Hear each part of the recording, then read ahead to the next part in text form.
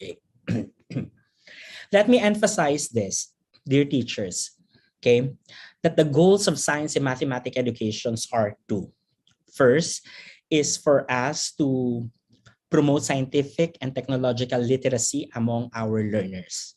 Okay, that's our major trust, that we provide them we provide them this set of competencies in order for them to be scientifically and technologically literate. Part of the scientific literacy is for our students to promote or to enhance their critical thinking and their problem solving skills. That's our main objective. Therefore, in that context, we have to drive in that all of our learning activities that we will be providing to our students, all the learning experiences that will be manifested or translated in our classroom settings, whether in online and offline mechanism, it should target scientific literacy to our students. That's the main goal of the science and mathematics education. Okay. The other goal is this: the teachings we are providing to our students is more of identifying also opportunities for our students who will be the next frontliners of science and mathematics. Particularly, we wanted also not only the great population to be scientifically literate, but we also providing opportunities for our students, we are opening opportunities, I mean to say, to our students who have the desire and interest to go into STEM specialization.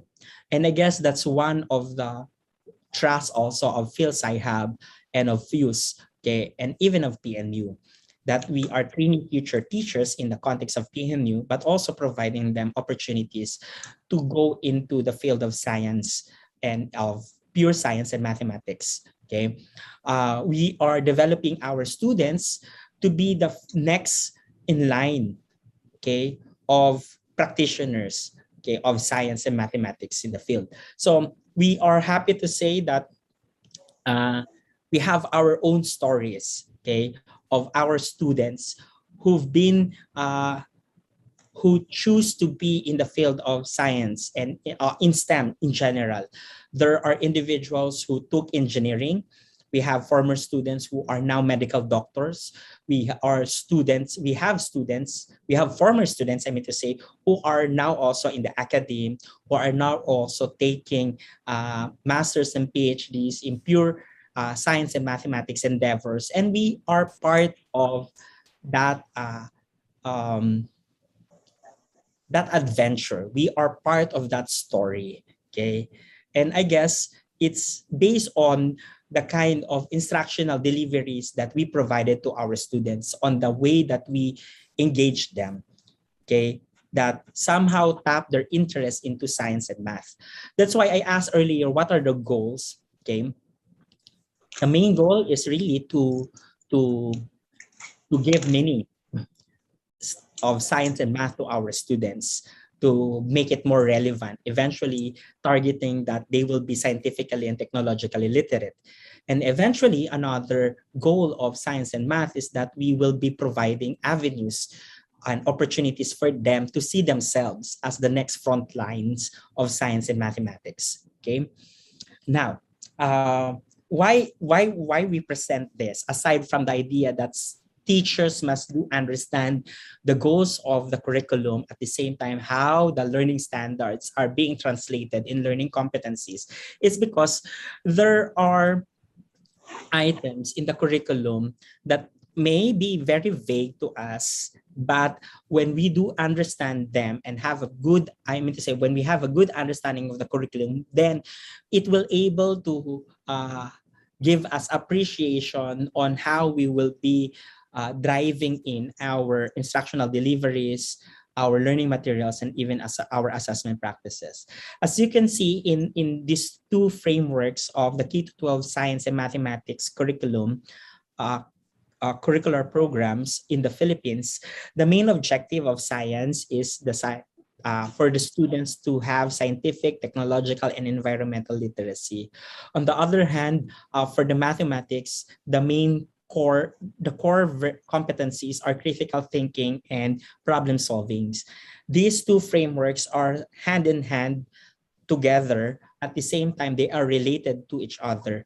Okay, so in that context, I see that the curriculum, okay, the theoretical frameworks of the science and mathematics frameworks are really targeting the the main goals of science and mathematics education, to popularize science so that the community will be scientifically literate, and uh, to hone future scientists and mathematicians in the field. Okay, but these new frameworks and these new goals of science and education, um, goals of science and mathematics education, I mean to say, provided us an avenue to redefine how we are going to present and going to reinvent our instructional delivery by introducing context-based instruction and the use of social scientific issues. So there are a lot of local studies on this matter. Okay, if I'm not mistaken, one of my master students, Mr. Castillo, was able to come up with learning activities in context-based instruction in three forms: socioeconomic, socio-based, socio-cultural instruction, game-based instruction, and technological-based instruction under context-based instruction. And we were able to identify levels of success on student understanding, particularly senior high school students in learning physics, at the same time improving attitudes of students towards learning physics.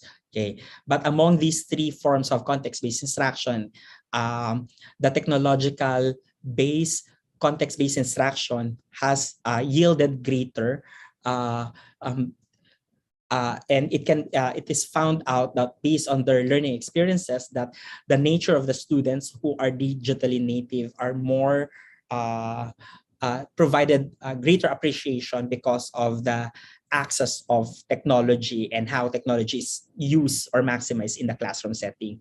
On the other hand, there are also good local studies on social scientific issues in teaching chemistry. One of our former students who finished also his master's in De La Salle University come up with a good study and come up with documentation on how social scientific issues are used in teaching chemistry.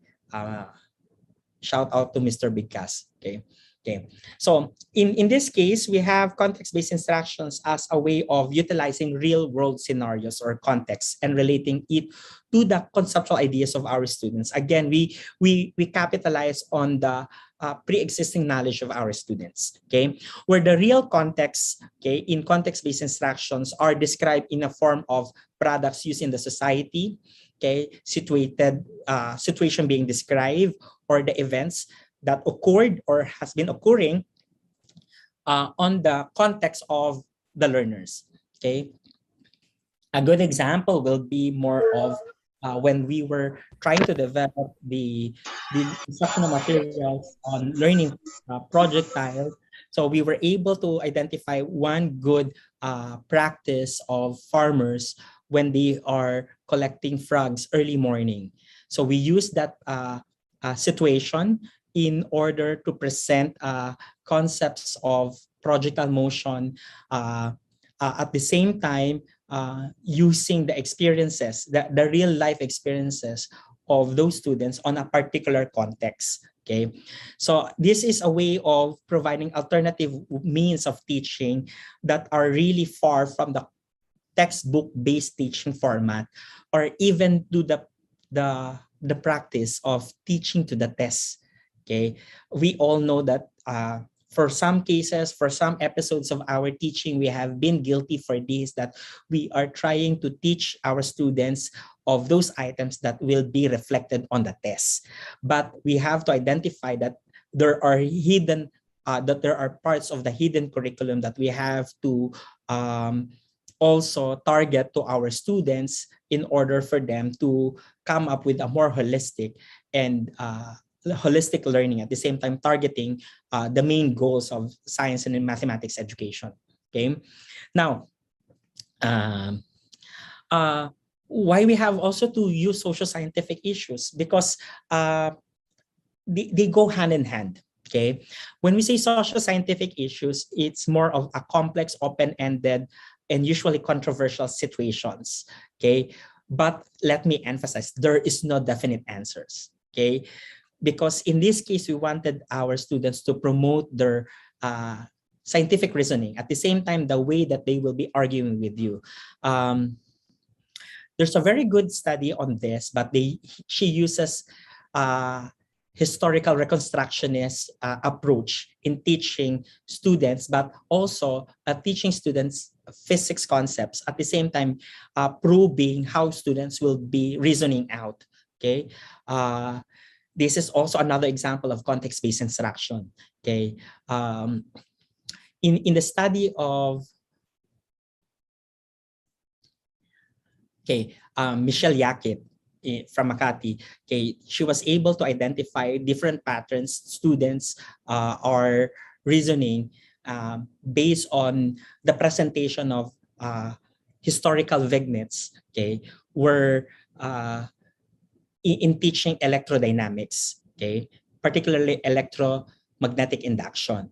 Okay, so in a sense, you can see this is a side-by-side form of context-based instruction and social scientific issues, where in a sense, that kind of situation with such controversial issues presented together, where we're able to probe in how students explain their understanding and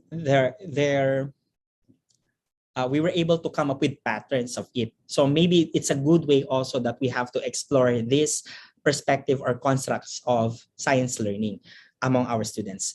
But let me go back with the use of SSI, okay, where it presents valid yet opposing arguments. That's a more interesting idea, that we wanted our students to be more engaged at the same time that they will be providing us different ideas, opinions, okay, from different perspectives. And then we can see, we can identify already the prior ideas of our students. And eventually, as they go and exchange their ideas, we see how the students are, these interactions of our students influencing the way they understand the new concepts. Okay. It's more of providing them avenue to brainstorm, to collaborate, and to come up with resolutions. Again, the term is resolution. Eventually, teachers will be facilitating and scaffolding in the elaboration phase, if you are using 5E's instructional model, as for them to capture a more acceptable scientific understanding. So in this case, the processes of informal reasoning will allow our students to address this SSI. So it's not really spoon feeding, but providing them a way to be engaged into the classroom setting. And in that sense, they will be formulating different positions. But again, as mentioned earlier, we wanted our students to find means and ways to back up or to support their claims. That's why evidence are really essential. Now, evidence-based instruction is another thing that we can also discuss in the future, but we wanted to encompass as much as possible, okay, with this kind of online discussion.